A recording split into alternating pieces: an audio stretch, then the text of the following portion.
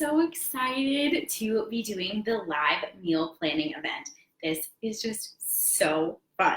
So I meal plan anyway, and I just figured why not share it with you guys.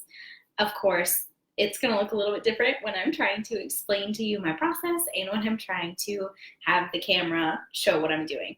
My kitchen isn't set up super well for that, so I may have to move the camera around sometimes, so bear with me with the technology part of it. But I am just going to show you guys how I will make the recipes that we have decided on. So some of the first steps. Open the recipes in your browser. I like to have a separate browser window and have every recipe open just in different tabs so that I can switch between them. If I have something baking in the oven and I have some downtime, then I can flip back to a different recipe and be doing some more active work. And when I'm cooking by myself, I have half of my screen devoted to the recipes so that I can see them at all times, and half of my screen devoted to a show that I'm watching on Netflix usually. Or sometimes I'll listen to music or a podcast or an audiobook instead, but I tend to use that time just to watch something on Netflix because it's a fun way to kind of watch something but still be doing something active. I have a hard time just sitting still not doing anything.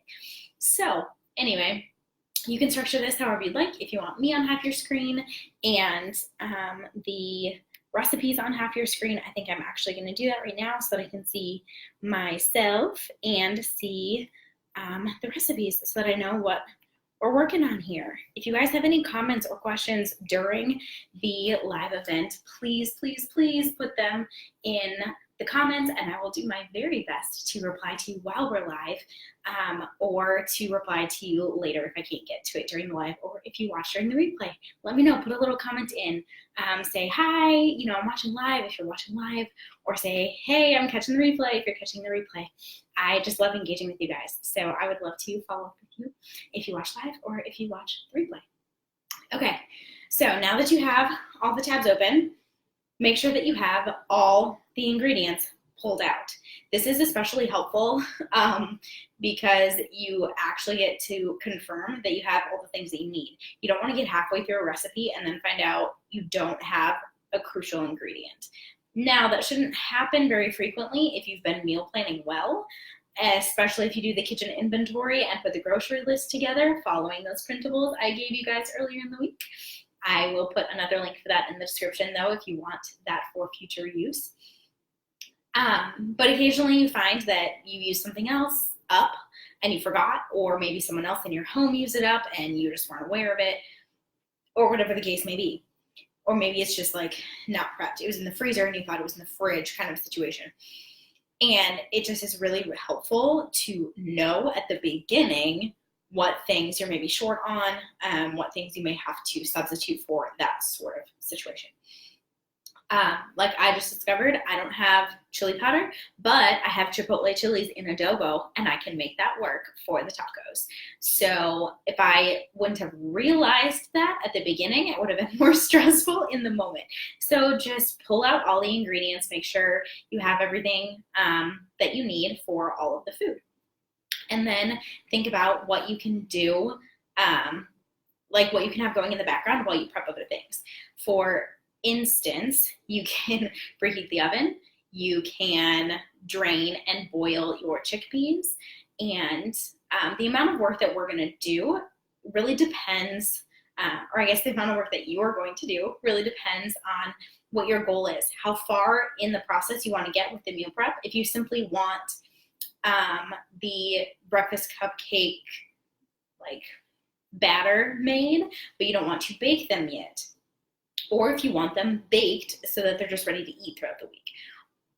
If you want the tacos all completely prepped, or if you just want the turkey made, if you want the chickpeas completely baked, or if you just want them boiled and drained to dry so that you can bake them later. Because there are steps to a lot of these processes, and I like to cook large batches of things and then just eat it throughout the week. That's typically how I meal prep. I actually go through all the steps of making things, but sometimes all you really want to do or need to do is, cook a large batch of a grain ahead of time, or wash and chop your veggies ahead of time so that they're ready to go, or cook some protein, and then you can use it throughout the week in simpler meals. So keep your goal in mind there. Are you going for completely cooked food that you can just eat throughout the week, or are you just trying to simplify the cooking? You don't want to cook it yet because you're not ready to eat it yet, but you want some of the legwork done. You want to come in, for like the final quarter or whatever. So think about that. I am going to get as much done as I can in this like hour or so, just to kind of help you guys gauge what you can get done in about that length of time, how much prep you can get done for a breakfast, lunch, dinner, and snack in about an hour. So I'm going to start with the chocolate breakfast oatmeal cupcakes from Chocolate Covered Katie, and I'm going to preheat the oven. It says to preheat it to 380. So I'm going to do that really quick because that can be going in the background. And then I'm going to line my muffin pan, and I have these cool silicone baking cups that I really love, because then you don't have to grease your pan up or fight to get your cupcakes out of it later. But you also don't have to waste paper liners all the time. And I am a huge fan of not being wasteful. So I just fill my tin with these muffin liners here. I'm gonna move this closer so that you can see me better.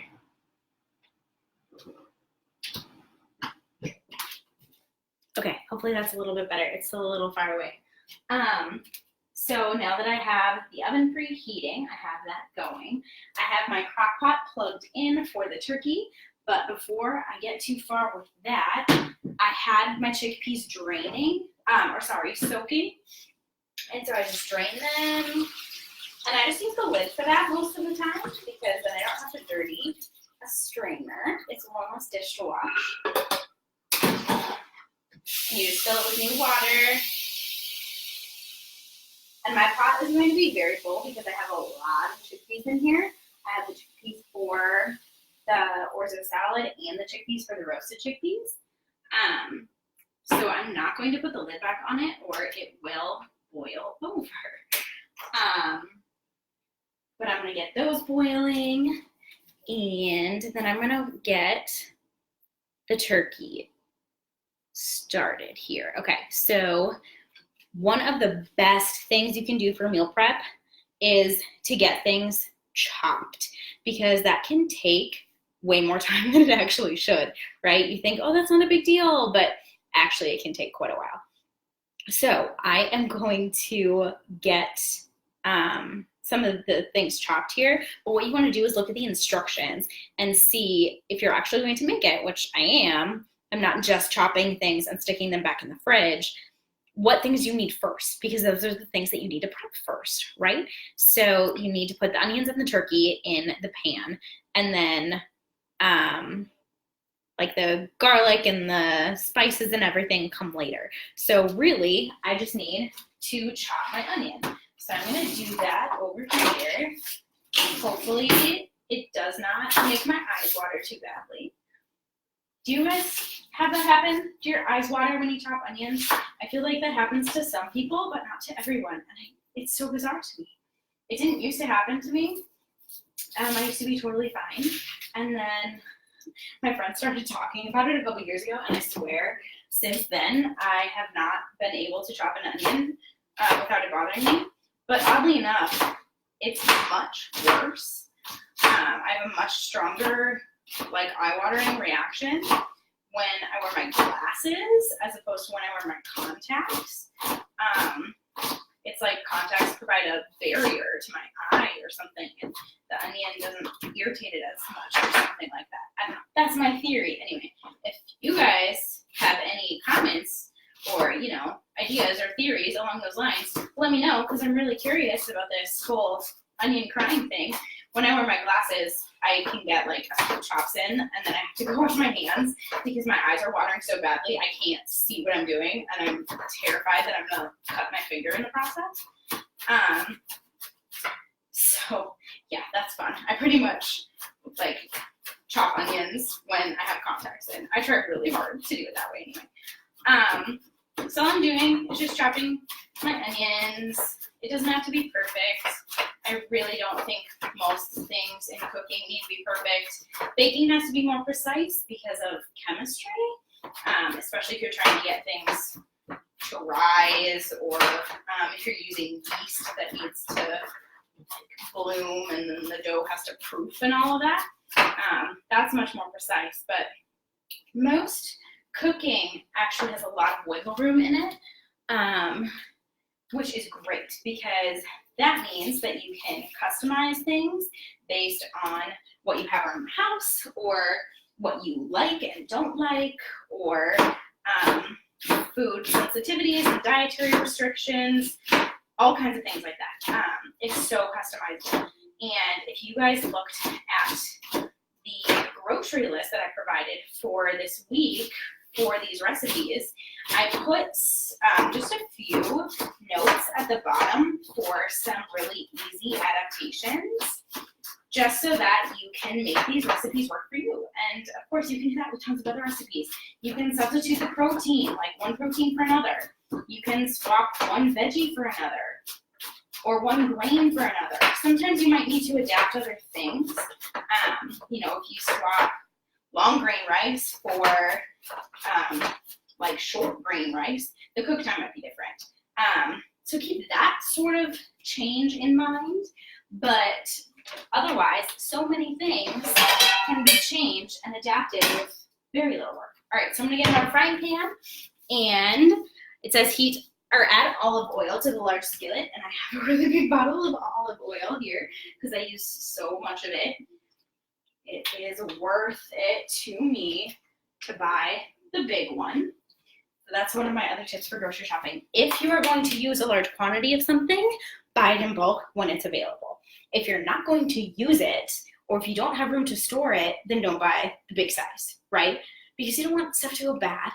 I mean, some things like olive oil will take a bit longer than, say, produce, but that principle applies to everything. If you're not going to use it before it goes bad, then don't buy it, or buy it and share with a friend. But don't just buy it in bulk because it's on sale or because it's cheaper. Actually, a little bonus tip for you. Okay, so we're going to add the onions and the turkey in just a minute when that's warm. All we have to do is brown the turkey in there, and then we're gonna put it in the slow cooker and add the other stuff, and then the tacos are mostly done.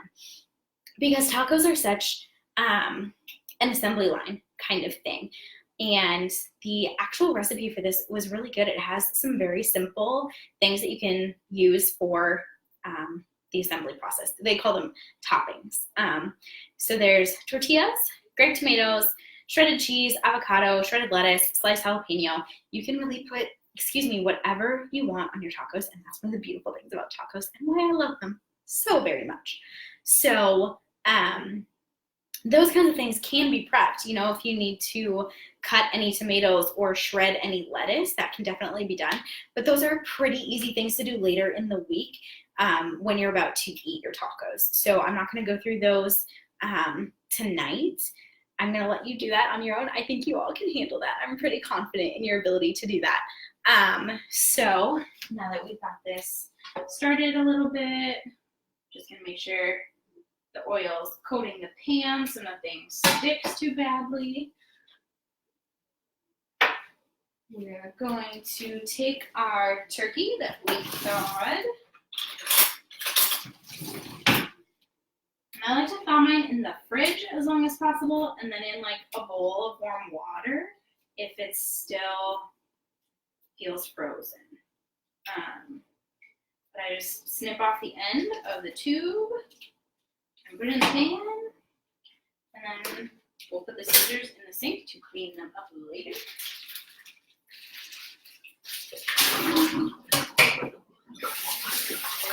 My hands really fast here. We're gonna grab a spatula, break up the ground turkey.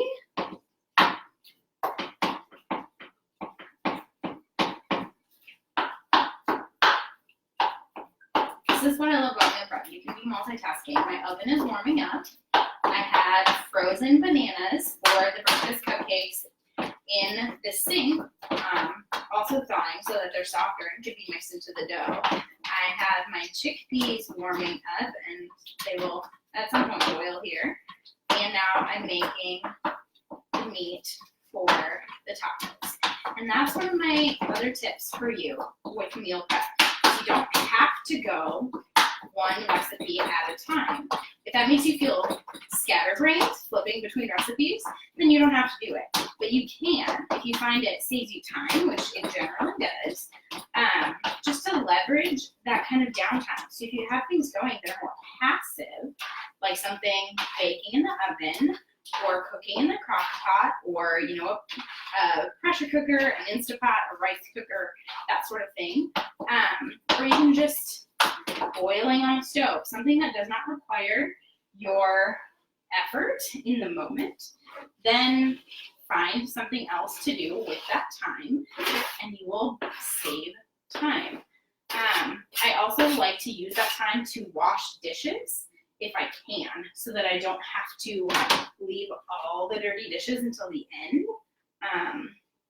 I tend to hand wash most of my dishes because a lot of them are not dishwasher safe. So I do a lot of hand washing of my dishes. And so they can really pile up in the sink. So that's another thing. If you have caught up to where you need to be with your cooking and your recipes, then take a minute to at least start on the dishes. Whether that's hand washing them or sticking them in the dishwasher, you do you. I know tons of people who would be completely lost without a dishwasher, and there's nothing wrong with that. It's just personal preference. So now I'm going to chop up some garlic for the tacos. I love fresh garlic, but another shortcut that you can use for meal prep is buying a jar of minced garlic, because that also is really fragrant and delightful. It's so delicious. I love garlic. And both are just so much better than using the dry powder. That just doesn't have the same potency and like freshness and I don't know, I want to say like zip. We'll go with that. That fresh garlic or even like a jar of minced garlic is going to have. So I just always recommend the freshest things possible, but it's really nice to have shortcut sort of options like that, like using a jar of minced garlic if you don't want to take the time to chop garlic all the time. Or if you don't think you're going to go through a lot of garlic in a short period of time, before like the bowl could start sprouting, then a jar of minced garlic might be a good way to go because you can keep it in your fridge for a while and it has a longer shelf life. So just keep that in mind too. There's no shame in that. Like, cooking things at home does not have to mean that every single thing is completely from scratch. You could use, if you're, making pizza, for instance, you could use a jar of sauce. You can use store-bought dough if you want to. You definitely don't have to. You can make those things yourself. But it's just good to know that there's no shame in that. Do what works for your stage of life. Do what works for your family and your schedule and your budget and your dietary needs. Because that's really what the point is, isn't it? It's to make things work for you and to make your life easier. So I'm not trying to tell you you have to do it this way to make it more of a burden on you. I'm not going to tell you you should do this, you should do that, if it doesn't align with your priorities and your values, because we don't need any more should in our lives, right? We don't need more people telling us how we need to do things, especially if it doesn't fit with the way we see the world and the things that we care about. So take what works and leave what doesn't. I just want to encourage you and provide you with a way to operate, a way to do things, should it work for you. So I hope it does. And if you have any questions or concerns or anything, definitely let me know. Oh wow, this is like really, really boiling over. This is what happens when you have a very full pot on your stove. Turn the temperature down a bit to keep it from boiling over on your stove. That would have been kind of bad, just in general, but also really bad life. Okay, Anywho, we're gonna let that cook for a minute. And with the roasted chickpeas, the farthest I'm probably going to get tonight is boiling the chickpeas and draining them and letting them dry. Because before you can roast them, before you can actually bake them, they need to be cooked and they need to be dry. Because if you try to cook them when they're wet, they aren't going to cook all the way through. Trust me, I have done it before, and it is just not super tasty. So please don't do it. If you did not have dry beans, which is what I'm using, then you can simply drain them from the can. Because personally, I think the stuff that beans are canned in is kind of gross tasting. And then put them in a pot of water and cover them, or put them in a pot and cover them with water and boil them, and then drain them and dry them, and then you can bake them. You're just skipping the soaking step. Sorry, my brain's like all over the place. So that's like another hack, another way to save a little bit of time and a little bit of effort, but it's sometimes a little bit of a trade-off. Dry beans are often a little bit cheaper. Not a ton, but a little bit. So just consider where your values are. Maybe you kind of go back and forth between the two. You grab a can of beans when you have less time, and you grab dry beans when you have a little bit more time, but you want to pinch pennies a little bit more. So just consider those kinds of things. Those are like completely fair options. Like neither one is better than the other. So just think about your priorities, I guess.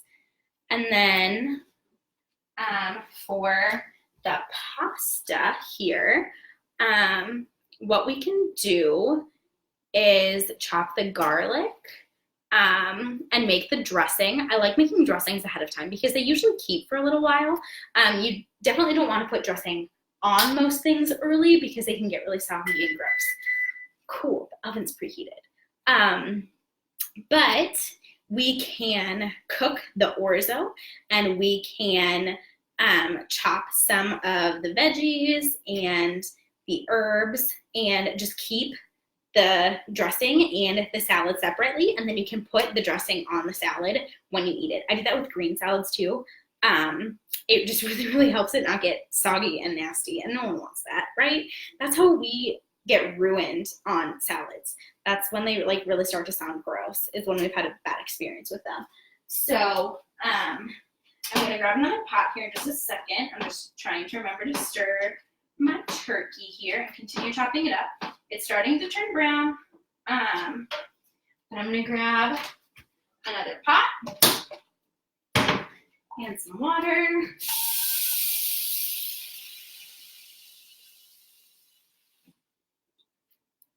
I'm gonna stick it on the back burner and grab the lid so that it boils faster. And then when that's ready, we can put the orzo in it. And I'm gonna chop a little bit more garlic for that. That's one of the things that's helpful. If you're prepping an ingredient for one dish and you know that you need it for another dish, just prep it for both. So prepping garlic at once for multiple dishes, cutting onion at once for multiple dishes, cutting carrots or grating carrots, or running them through a food processor at one time for multiple recipes. It will save you on time. I did that recently with cauliflower. I needed like finely chopped or riced cauliflower for 2 different dishes I was making, but I was only making one of them actually for dinner. But I only needed about half the head of cauliflower for that meal. And so I just went ahead and riced the whole head of cauliflower at once so that I would have that done when I went to make the other meal, if that makes sense. It saved me time because that's not like the absolute speediest process. I usually kind of roughly chop it and then stick it in a blender or a food processor. And so it just takes a little bit of time and it makes kind of a big mess. And I don't mind doing that, but it's nice to only do it once instead of twice. So just think about how you can save yourself time. If you can get things done earlier in the day or earlier in the week, and it's going to benefit you, then absolutely do that. Okay. So we've got beans going, we've got the water going for the pasta, we've got the meat and onions going for the turkey, which I will transfer to the crock pot in just a minute here, along with all the spices and everything that I need. And one other thing that can be helpful, especially if you're a visual person, is when you pull your ingredients out of the cupboard, the fridge, freezer, grocery bags, wherever you get them from, to organize them on your counter based on what like meal they're going into.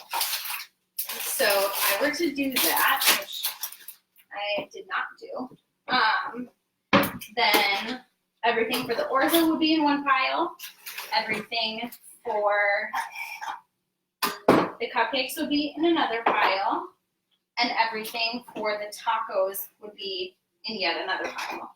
And it just helps visually as you're trying to confirm that you do have all the things that you need to have. All right.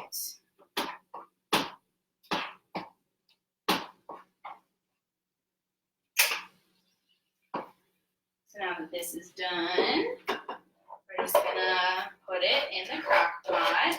And you might be wondering why you cook things first and then put them in the crock pot. Isn't that kind of what the crock pot's for?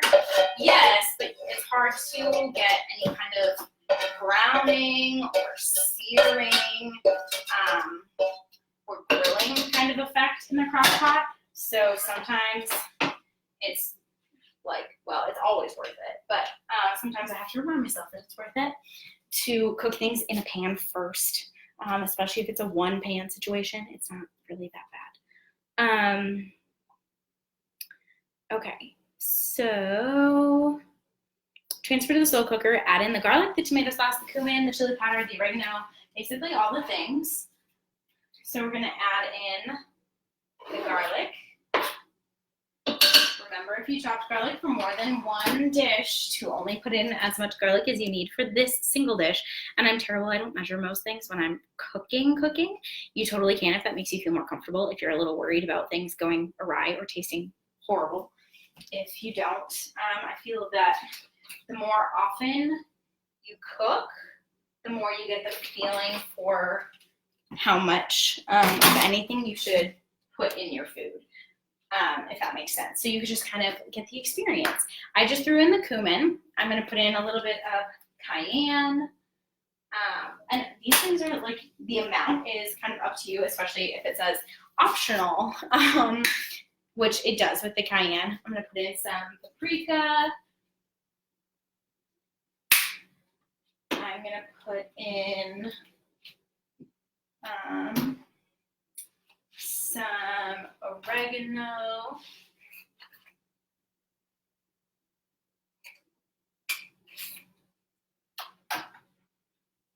What else? Paprika, oregano, chili powder, cayenne, cumin. Okay, so salt, and then my handy dandy chipotle and adobo, which I always have because I make a lot of spicy food. So it's kind of up to you what things you want to keep on hand like that. Many people probably would not feel it necessary to keep chipotle peppers in adobo on hand. I, however, love them and use them a lot. So whatever you want to keep on hand is dependent upon what you like and what you use. So don't let anyone else tell you these are your kitchen staples. This is what you need to have in your home if you don't actually use those things, because then that doesn't make a whole lot of sense. So think about what kind of food you like to eat. Think about what kind of food you typically make,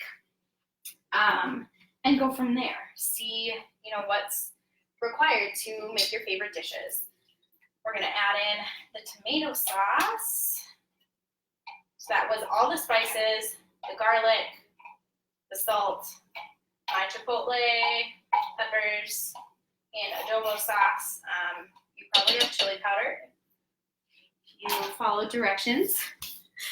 And so I'm just going to put that in there, and all you have to do is stir to combine it. cook on high for 2 to 3 hours or on low for 6 to 7. So I love crock-pot things because at least at some point, you know, after the initial browning in the pan in this instance, they are hands off. Excuse me. Excuse me. Which means you can get other things done, which is just so beautiful. Okay, so I have stirred it all together. We're gonna put the lid on it. You don't need to worry about clamping it if you're not going anywhere, which I'm not. All right, we're gonna put it on high for 2.5. We'll go right about in the middle there. And then that's pretty much done. So we have one done in less than half an hour of actual work because I chatted for a little bit at the beginning. Okay, so what we're gonna do is get the oatmeal cupcakes. I keep wanting to call them muffins because they're basically muffins, but she calls them cupcakes, which I think is adorable. We're gonna get those going so that they can bake, and then we can work on the orzo pasta salad. So in a large bowl, mix together all the dry ingredients. And this is one other thing that you can have prepped beforehand. You can have bowls pulled out. I got a lot of my dishes out, but not all of them. So just know that that's another thing that you can be working on. Okay, so our dry ingredients. We have 2.5 cups of rolled oats. I like to keep things that I use frequently in containers on my counter. So that's 1/4, 1/2, 3/4, 1 cup, 1 1/4, 1 1/2, 1 3/4, 2, 2 1/4, 2 1/2. And I keep this 1/4 cup scoop in my jar of oats because whenever I'm making oatmeal, I usually make about I usually put about 1/2 cup of oats in it, but I often put them in mason jars, and you can't fit the 1/2 cup scoop in the top of a little mason jar. So I find it a lot easier to use a 1/4 cup scoop and just do 2 scoops of them. But it makes it really, really convenient to just keep the scoop in the jar. So that's another pro tip for you guys.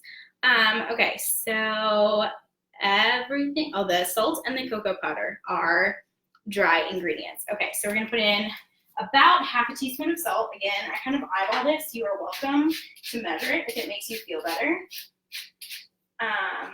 And I like my grinders. They're like my favorite, like a really simple thing. So then we need cocoa powder, and it calls for 1/4 cup. I did pull out my measuring scoops. So we're gonna put 1/4 cup of cocoa powder in there. And then close it so that you don't knock it over and make a big chocolatey mess. And then just stir it really quick. You're gonna stir it again when you mix it in with the wet ingredients, so it's really not a big deal to not stir it like 100%. I'll just move that out of the way a little bit, and then we move on to the wet ingredients. In a separate bowl, whisk together all wet ingredients, including the banana. So one of my favorite things is to freeze bananas when they're overripe. Because when they get like mushy, you really don't want to eat them just as like a normal, snack or anything, right? You probably don't even really want to like put it on your ice cream or anything. It gets nasty and gross and it tastes weird. So instead of wasting them, I freeze them so that I can use them for baking or for smoothies. So then I just thaw them. Sometimes I thaw them like I just did with these ones in a bowl of warm water. Sometimes I take them out of the container and I pop them in the microwave.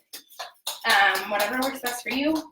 Note though, if you're going to freeze bananas, to peel them first, because the peel does not come off very well after they've been frozen. It like falls apart and it's a soggy, gross mess. So please don't do that to yourself. Okay, so we've got the banana, and now I'm going to put in 1/4 cup of honey. You can also use stevia or maple syrup per the instructions. I'm a terrible terrible person, and I don't measure this either. So learn from me. Maybe you want to measure your things, but I don't like getting my measuring cups all sticky with honey. So I just kind of eyeball it.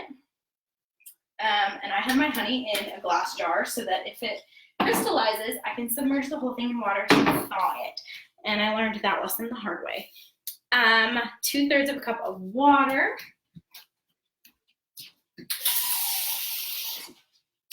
We're gonna set it down, see where we're at. Right about 2/3.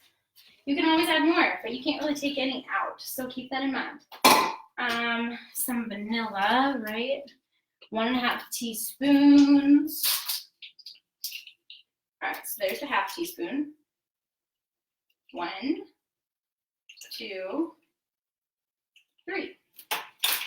And then we need some nut butter, and I'm using peanut butter because chocolate and banana and peanut butter taste wonderful together. So 2.5 tablespoons of peanut butter. This is another thing that I ordinarily wouldn't measure out because it's kind of hard to get it out of the measuring scoop and feel like I'm measuring it accurately. Because if it sticks in the measuring scoop, then you're not getting all of it in the bowl and you're kind of counting it twice because it's still in there when you scoop again. Anyway, I would err on the side of caution and probably put in a little bit more than you actually need, especially if you're doing peanut butter, because more peanut butter is never a bad thing, right? So I'm just scooping it with my measuring scoop and then scraping it out ever so elegantly with my finger because you can't really fit a spatula in there. Okay, peanut butter, salt, vanilla, cocoa powder. Just making sure we got everything. We got everything in there. Okay. I double and triple check because otherwise it's really easy to miss something or to make a mistake. And I have learned to be humble enough to think that I don't know everything and I'm not going to be able to remember everything. So please know that this is not like a master cooking lesson. This is a very amateur meal prepping lesson. Because I just want to share with you what I do and what I've learned friend to friend and hope that you gain something from it, learn something from it, maybe have a little fun while you're doing it. That's also part of why I might watch something on Netflix or listen to a podcast or an audiobook while I cook because I think it makes it more fun. You can also do it with other people if that makes it more fun for you. Sometimes that just makes it take longer for me, and so I don't always love it because I have a hard time, like you may have noticed, cooking and talking at the same time. So then you just fill your cups, and if you're not going to bake them right now, you could obviously skip the preheating step. You can either leave your batter in the bowl, or you could put the batter in the muffin tin in all the little cups that you have either, well, I guess it's not either because it's 3 options. Anyway, that you have sprayed with some sort of oil to grease them, or lined with silicone cups, or lined with paper cups. Whatever floats your boat. I'm not going to tell you how to live your life. I love my silicone baking cups, but I know that everyone has their own preference. So you do you. But yes, if you are not going to bake them now, you have those options. You can just leave your batter in the bowl and stick the entire bowl in the fridge, or you can put your batter in the muffin tin and stick the muffin tin in the fridge.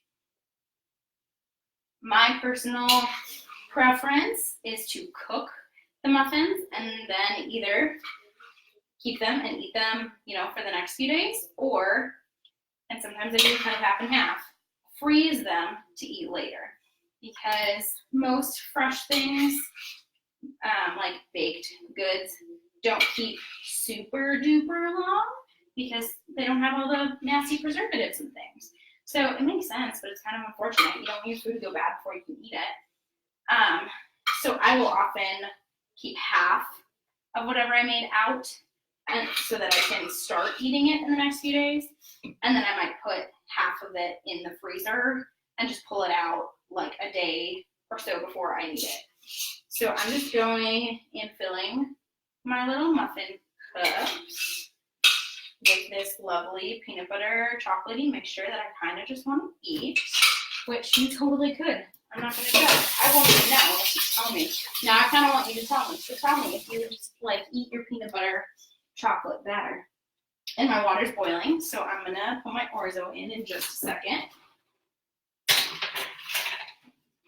Do not forget to set a timer. That is one of the biggest things that I tell people. I have to set timers for everything in the kitchen or I forget literally all the time. Okay, so timer, and I just always set it on my phone.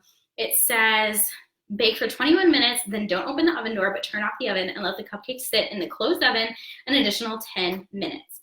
I always err on the side of caution and shave off a couple minutes. So I'm just gonna set mine for 18.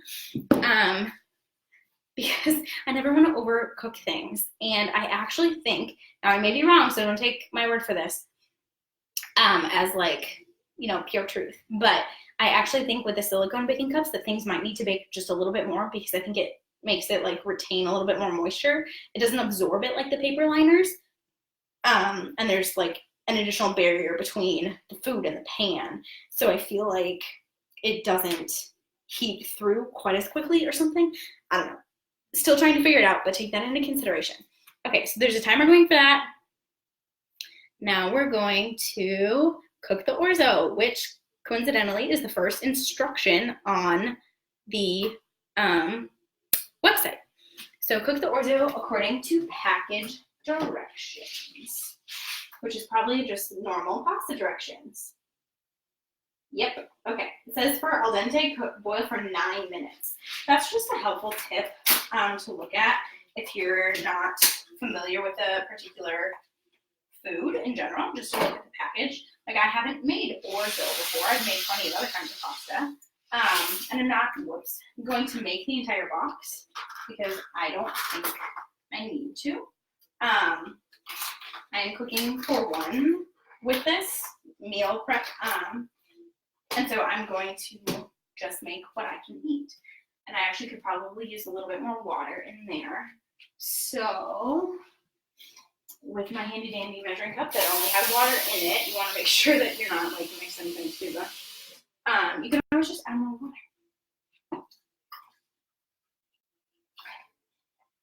And then we're going to let that get back to boiling. Okay.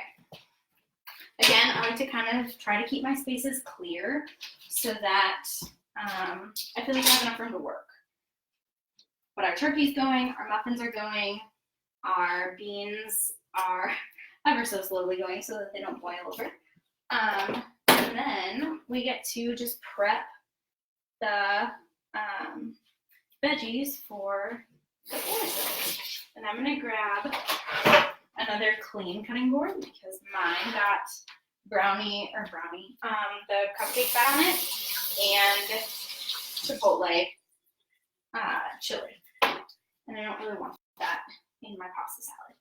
So we have fresh herbs, we have tomatoes, we have spinach, we have roasted red bell peppers, and we have artichoke hearts. So what I'm going to do is open my jar, use the lid to keep all the good stuff inside, and drain out some of the liquid so that it doesn't get all over my counter when I go to chop these. No one wants to clean up a whole bunch of liquid spilled on their counters. Okay, so you just drain it. It doesn't have to be perfect, like a little bit of liquid is going to be fine. But you don't want like a whole, what is this, 12-ounce jar, all the liquid from it going all over. Okay, so that's pretty good. We're just going to use the tip of the knife to kind of prod them out of the jar. You can use a fork if that works better for you. Depending on the amount of space you have, you can take like half the peppers out and chop them, and then take the other half out. That's what I'm doing right now because this is kind of a small cutting board. So think about the space that you have as well. And you can move things out of the way when you're not currently working on them, whether that's storing things in the fridge or putting them on top of the fridge out of the way or moving them to the dining room table. Just make the most of your space and don't, begrudge whatever little space or large space you have. Just make the most of it and honor it. it is what it is, and complaining isn't going to change that. So let's just be positive and be thankful for what we do have. Speaking of that, I'd love to hear what you're thankful for as we make this food, and just kind of think about that. I like to think about what I'm thankful for often because it's really easy to be negative, and that's my number one way to combat negativity. So I have chopped my bell peppers. I'm going to drain my artichoke hearts.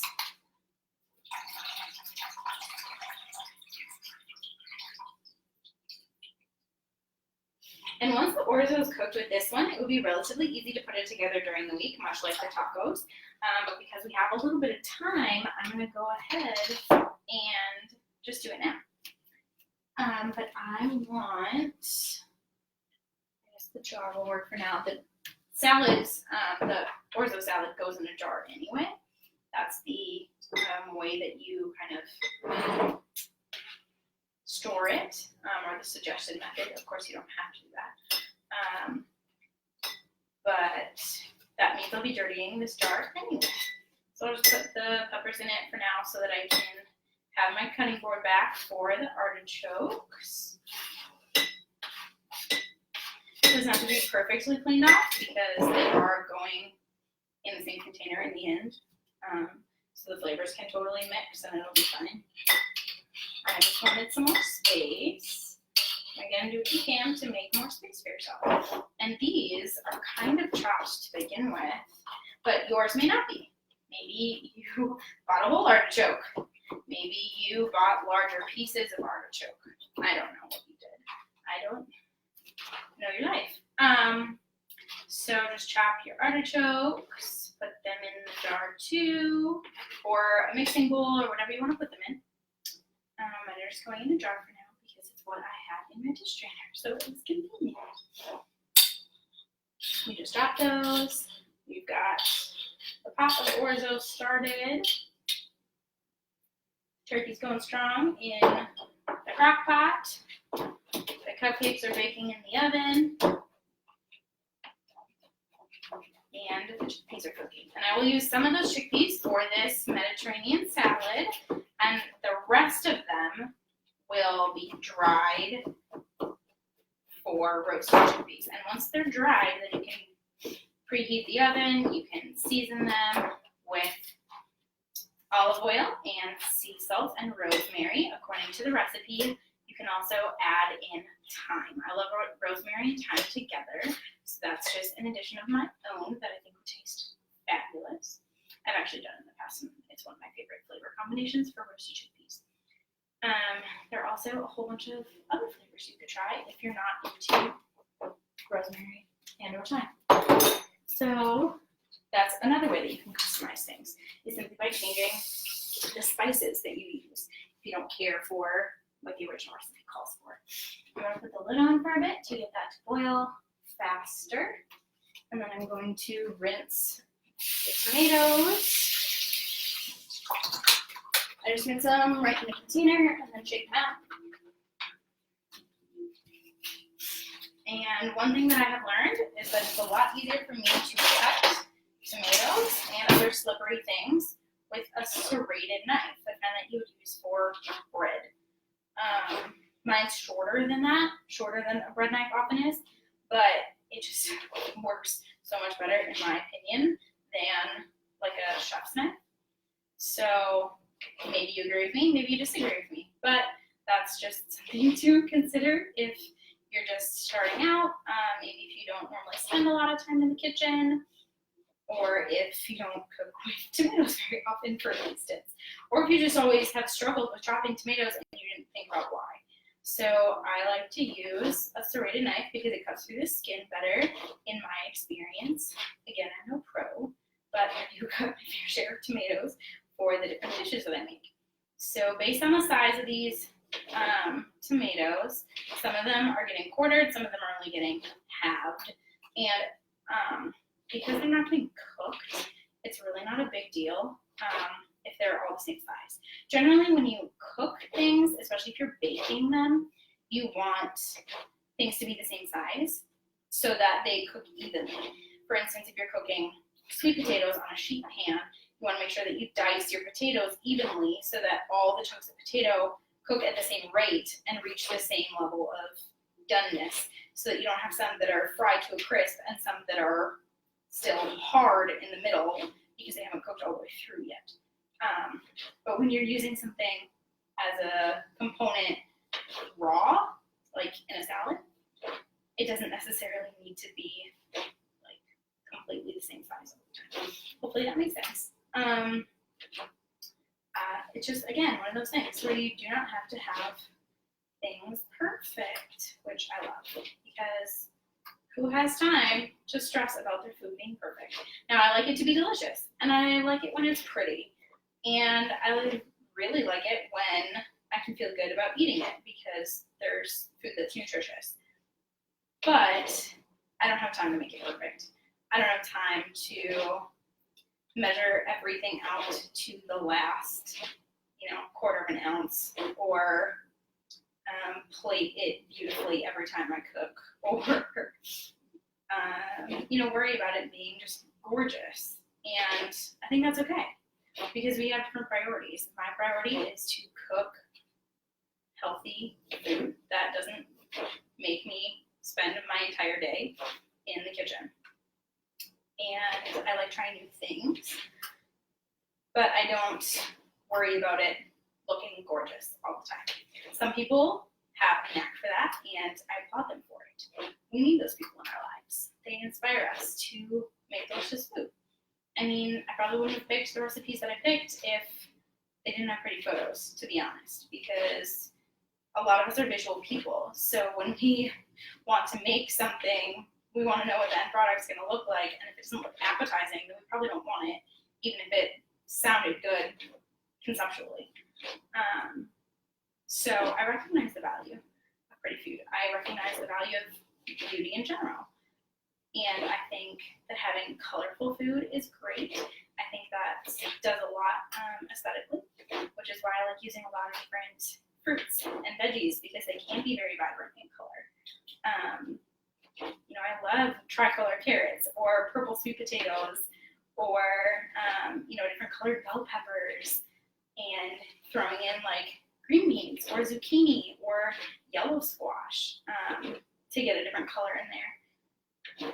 But I don't worry about chopping everything beautifully or making it perfect, because that's not my priority. So I'm giving you permission to do the same, to not worry about your food being perfect. Okay, so I put my chopped bell peppers, my chopped artichoke hearts, and my mostly quartered tomatoes in a jar just to store them for when I'm ready to put this salad together.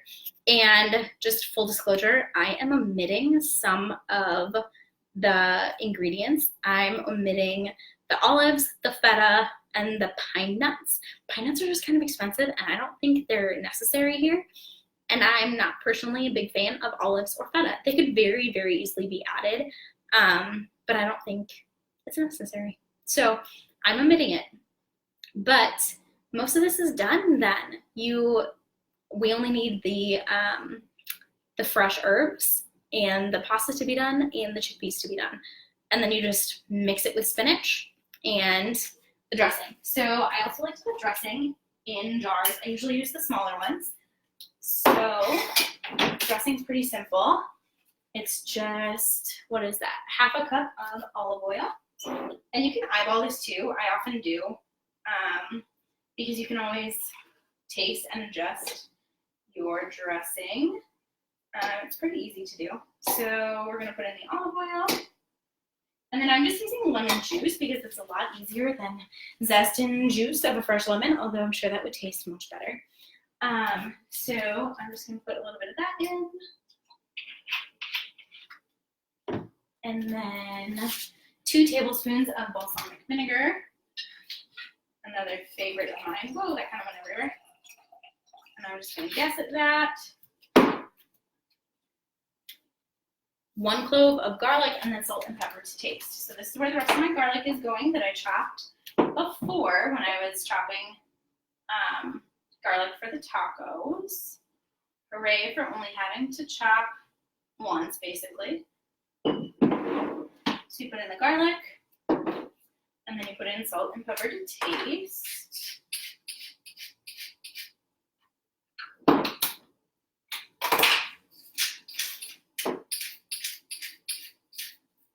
And don't worry if you make a bit of a mess, like I am, because it's just kind of part of cooking. And then you can whisk it, or you can stir with a fork, or you can do what I do and walk around your kitchen like you're shaking a maraca, because it's fun. So then you can taste it, you can adjust as necessary. I'm pretty confident I make dressings quite a bit, and I can adjust it later if necessary. Then your dressing is done, and your dressing can just go in the fridge for whenever you're going to eat your food. And you can put a lid on the veggies that you chopped. I guess it's fruit and veggies. Tomatoes technically fruit. And put that in the fridge. And then you have your spinach for when you're ready to eat it. My pasta is boiling. I'm going to make sure it doesn't boil over. That needs to get going a little bit higher. We have a little bit of time left on the cupcakes. Yes, we have just a few minutes. But otherwise, this is pretty much done. We just need the fresh herbs, which I'm going to leave in their package for now. You could chop these up. It would be really easy to do. They just stay fresher if they're sealed in their package. So I'm going to leave those there for now. But all you want to do is mix those fresh herbs and your spinach and your chickpeas and pasta once they are both cooked, and then those will be done. So the only thing we really have left are the breakfast cupcakes, and those are pretty much done. They just need to finish baking. And then when my chickpeas are done, I will take some out and put them in the Mediterranean orzo salad, and I will take the rest out and drain them and lay them out on a towel to dry, and then I can bake them later. So our prep is pretty much done. There's not a whole lot left. I have time to wash the dishes and tidy up the kitchen, put away all the ingredients, and that is one other thing that I really like to do when I have downtime. I can rinse the jars and put them in the recycling and wash all the bowls. But I just want to touch on what you do once you've made the food. You can put them away in various containers. I love my glass, Pyrex. Glass doesn't retain smells and stains like plastic usually does, and I don't feel weird about microwaving food in glass. A note though, if it's been frozen, you don't want to put it straight in the microwave or you can crack it. So make sure that you let things thaw if they've been frozen. If they've been in the fridge, they're totally fine to microwave. But if it's been in the freezer, let it thaw. You could submerge it in warm water, but I wouldn't go with anything hotter than that. So that's just a thought. And then you can label things. And these are handy dandy little food labels. And it actually comes with a marker and an eraser, which is so cool. So they're reusable. You can put them on your food. And I would recommend putting the name of the food or, some description. It doesn't have to be fancy. And then the date that you made it so that you can gauge how old it is and whether it's still fresh. Or you can do what I have done for a really long time and just use masking tape, because that totally works too. You might just want to remember to take it off your containers before you wash them, because sometimes it can get kind of gross if you put it through like the dishwasher or something. And I love reusable baggies too. This is a little one that I had drying after I washed it. And that is the timer for the muffins. Perfect timing. So it's 7. We have been doing this for about an hour and we got so much done. We got the cupcakes pretty much done. I just need to turn off the oven and let them sit in it for about 10 minutes and then they'll cool. And then finish cooking the chickpeas and finish cooking the pasta. That's really it, you guys. We did so much in just an hour. And really it was less than that because I spent quite a bit of time just talking to you guys. And we have a little bit of cleanup left, but it's really not that bad either, especially for getting a breakfast, lunch, dinner, and snack prepped for the week. You're going to feel so much better. I will put in the links for the printable meal planning toolkit and for the comprehensive Master Your Meal Prep course that walks you through every step of the meal planning process so that you can do it yourself. It has access to tons more recipes and has some meal plans actually put together for you for an entire month, actually, which is just awesome. So make sure that you don't miss out on that, because it's a fabulous, fabulous resource just created so that you don't have to stress about food and meal planning, because it shouldn't be stressful. It should be a tool to help you make food with your goals in mind so that you can enjoy food and have more time outside the kitchen to spend with your people. I don't want you stressing about food or feeling like you're spending all your time in the kitchen. So it is my gift to you guys. It's what I have created to support you and help you achieve those goals. So I'll put links for those in the comments, as well as some of those Pyrex containers and those labels, so that you guys can get those to store your food and know what everything is, so that you don't have mystery food lurking around in the back of your fridge. As always, if you guys have any comments or questions, let me know. I would love to answer them for you and just help you guys out some more. That is what I'm here for. So I hope you guys enjoyed this. I hope you found it helpful. I had a good time. So I will talk to you guys again soon. That is it for tonight. Bye.